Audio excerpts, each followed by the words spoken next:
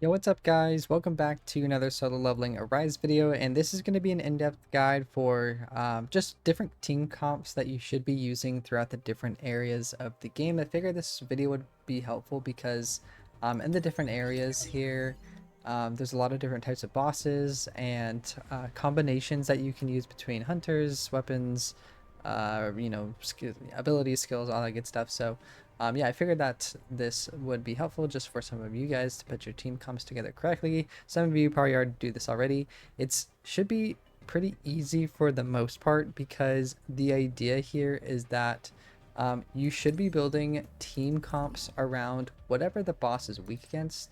So it has this recommended element here for the different areas of the game. Now, not all bosses have a weak element, or not all bosses have an element that they're weak to. But I think for most, probably about 80 to 90%, should have a weak element to that.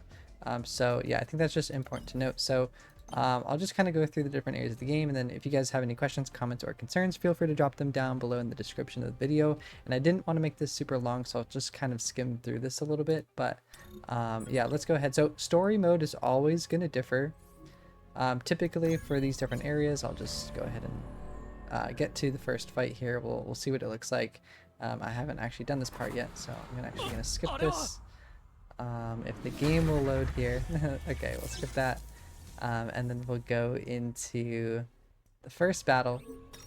Let's see what it's gonna look like here, and then I'll build my team comp accordingly, just based off what I have. So this boss, you can see, is weak to light. So what I would do is switch over to like my light weapons. It's up to you what you have, and then I would switch out my hunters and go, hey, I don't know, I don't need these ones. I'm going to be needing Cha, Bach, and then the third one is kind of probably dependent on if the boss has break or not.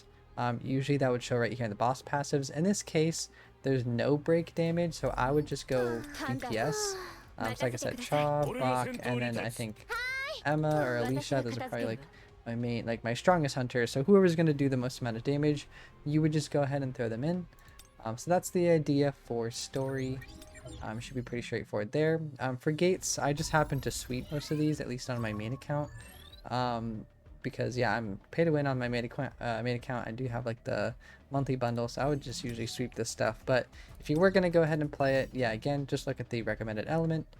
So you can switch to like whatever water you have for this one, and then water-based hunters there. And then let me go into some of the other more important parts of the game. So this is going to start from Encore missions and Instant Dungeon.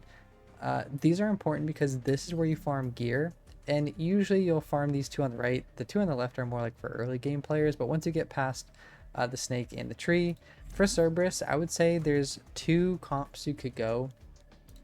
For example, if I go into this battle, for Cerberus, I would do one of two things. So either, it just depends on what you have, but Sayo, Alicia, and Malin, or if you don't have like some of these newer hunters, you can go with Nam, and then whoever does the most amount of damage. So either like Cha is a good shout, or if you have Alicia. So it's just really up to you guys on Cerberus, but try to use as much water base hunters you can use, as well as break damage is super important for Cerberus too. So you're going to want Sayo at least. Nam is good as well, and then another DPS there. So that's the idea for Cerberus, and then I can go into the Instant Dungeons. Now Instant Dungeons is going to include Sung Jin Woo as well.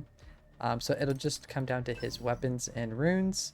So for this, normally I'll use the Scythe and also the Plum Sword. If you don't have these, you can use like the Moon Shadow, or even some of these SR weapons are pretty good. Like the Rodero Longbow is good, but obviously dark based weapons are going to be a little bit better here.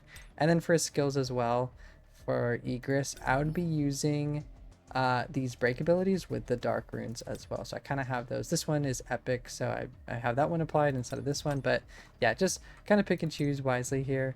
And then for my hunters, let me go back here. Whoopsies. I would typically just focus on break damage for Igris. So I would normally go Alicia first, probably Sayo second, and then third is either Bach, or obviously Lim. I actually just picked up Lim from a summons pretty recently, so he's not like fully maxed out. in terms of like dupes and stuff, but Lim is a good shot as well for, he's dark based and he does break damage, so that's kind of two birds one stone there with Egress. So this is kind of like the type of comp that I would go for Egress, just to get that break bar down, make it super easy to just melt him with Sung Jin Woo with your main weapons and you know, runes and stuff like that. So that's what I would do for Instant Dungeons. Then I can kind of wrap up with the last Air of the games. Now, Battlefield of Trials, this is a little bit more tricky because they'll like typically switch off. So you can say like this is break, this is not break. In Battlefield of Trials, there's no weak element, so it does become a little bit more tricky. So you kind of have to go back and forth on this one. So just be careful of that. Battlefield of Time, this, oh, it actually runs out in just a minute. This is just kind of like, with your hunters, you would just look at the break and the recommended element and just go with that. So like this one, I would be using like Emma, maybe even like Choi, for example. So yeah, just keep an eye out for that. Dragon, we'll look at the dragon really quickly. Dragon is a little bit more tricky because it requires you to use a lot of your hunters. I kind of like to divide my team up in half, so I'll use like a couple strong characters or a couple strong hunters in one team and then like a weaker one, and then I'd use another couple strong ones and like a weaker one. If you're kind of spread thin like a free to play or low spender, I would recommend spreading out your team evenly a little bit. And then yeah, I'm pretty much just wrapping up Battlefield of Chaos. Each wave in each kind of area here is weak to different stuff, so that I would just use all the light based stuff for this one, etc. for the rest of these. And then Workshop of Brilliant Light, this is the hardest one. Just use as much water as you can get. I'm sure some of you guys aren't even on this content yet, but if you are, you know how tough it is, so probably don't need to say too much there. But alright guys, yeah, that was the video here in a nutshell. Sorry for rambling on a little bit. I will be coming out with some more videos here in just a little bit, so feel free to like, comment, and subscribe if you are a little bit newer. Feel free, if you have, like I mentioned earlier, if you have any suggestions or feedback, I'm very open down below in the comments. We do have a Discord server as well, so feel free to join there, and I'll be looking forward to more content, guys. So appreciate all the love and support, and I'll catch you guys next time. Peace.